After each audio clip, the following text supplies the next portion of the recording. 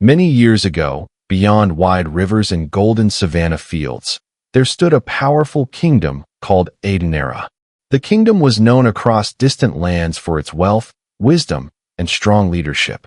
Farmers harvested rich crops, traders filled the markets with goods from faraway kingdoms, and the people lived under the protection of a respected ruler, King Adeyemi. King Adeyemi ruled with fairness and strength, but he was growing older. The future of the kingdom rested on one person, his daughter, Princess Amara. From the moment she was born, the royal priest said she carried something unusual in her destiny. She was not like other royal children. While other princesses spent their time learning dance, music, and palace etiquette, Amara preferred to sit quietly beside her father during council meetings. She listened carefully as elders debated issues about land, taxes, farmers, and trade. One afternoon, when she was only 10 years old, the ministers were arguing about a drought that had affected several villages. The discussion had lasted hours. Finally, the young princess raised her small hand. The ministers laughed softly. To them, she was still a child. But King Adeyemi raised his hand. "Let her speak," he said. Amara stood up slowly. "If the farmers are hungry," she asked quietly, "why are the palace storehouses still full of grain?" The entire room became silent. No minister had thought of such a simple solution. King Adeyemi leaned back on his throne, studying his daughter carefully. In that moment, he realized something. Amara did not only listen, she understood. From that day, the people of Adenera began to call her something unusual. They called her the heavyweight princess, not because of her body, but because she carried wisdom far heavier than her years. As the years passed, Princess Amara grew into a woman admired across many lands. Her intelligence was matched by her kindness. She often left the palace to visit villages. She spoke with farmers, traders, and families, learning about their struggles. Many rulers stayed hidden behind palace walls. But Amara believed a leader must see the people she served. The villagers loved her for this. They told stories about her compassion. They said the princess listened more than she spoke. They said she treated the poorest farmer with the same respect she gave powerful nobles. King Adeyemi felt proud. Yet he also knew that ruling a kingdom required more than wisdom. It required alliances, and alliances often came through marriage.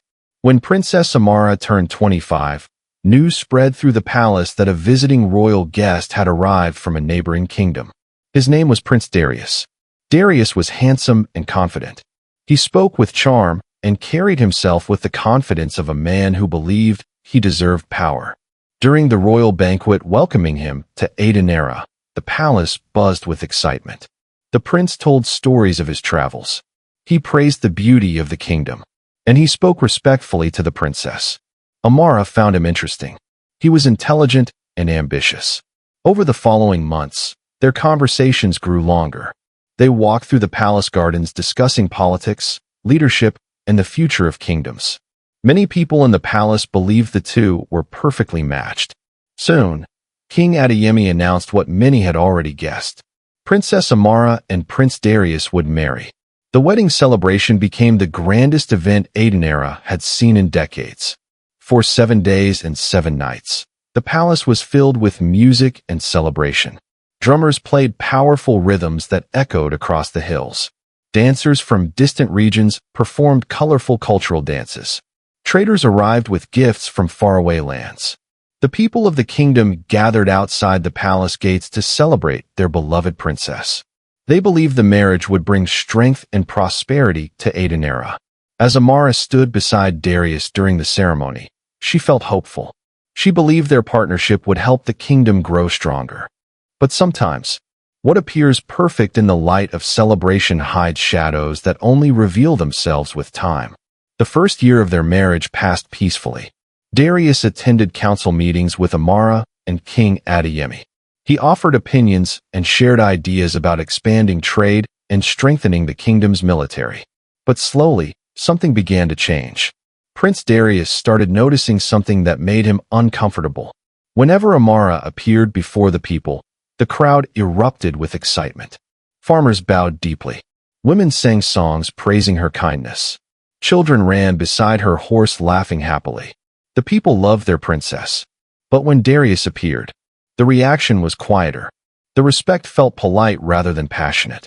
This small difference began planting a dangerous feeling inside him. Jealousy. One evening during dinner, Darius watched as a palace messenger delivered letters from villages thanking Amara for helping them during a recent drought. The messenger spoke with admiration. "Your wisdom saved many families," he said. Darius placed his cup down heavily. "Your popularity seems endless," he said quietly. Amara looked at him calmly. "The people love their kingdom," she replied.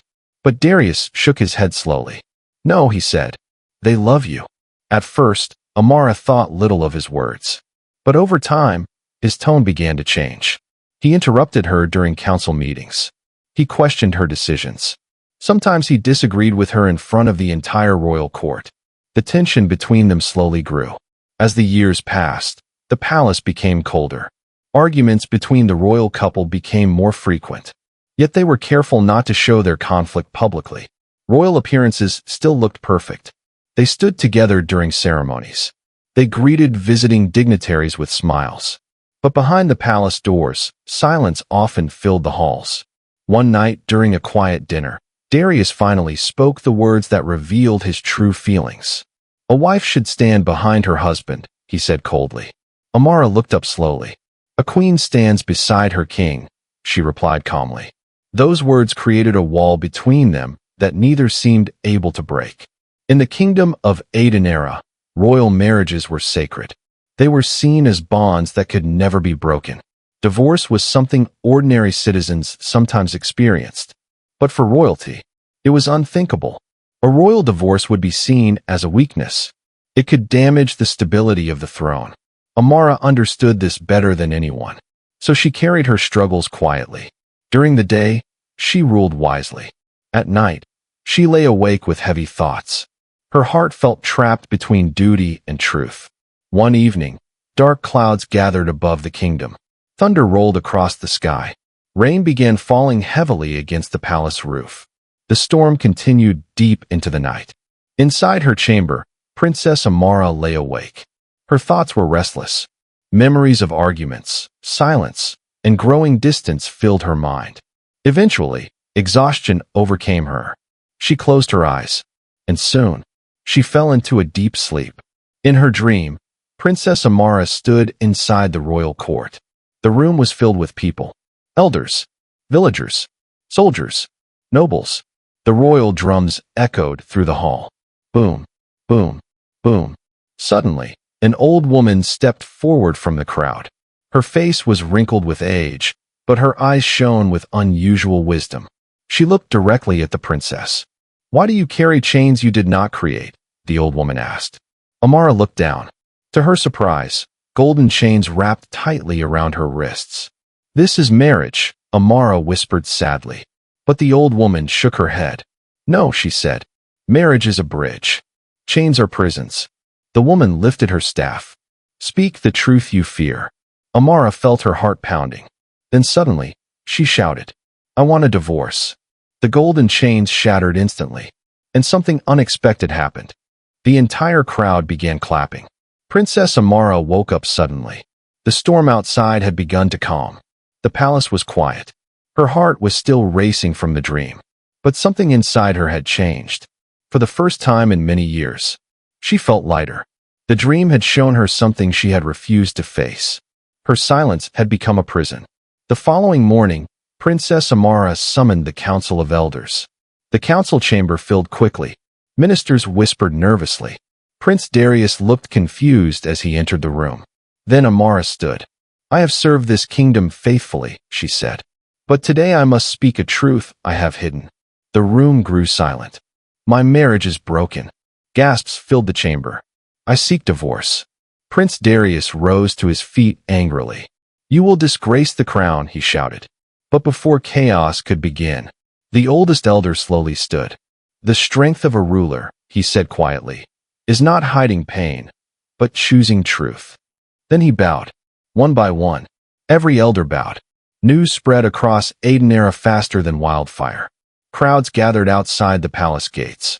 Many wondered how the people would react. When Amara stepped onto the palace balcony, thousands waited below. For a moment, silence filled the air. Then a farmer raised his voice. A queen who speaks the truth will always rule with justice. The crowd erupted into cheers. Prince Darius left the kingdom soon after. Peace returned to the palace. Princess Amara ruled Aidenera alone.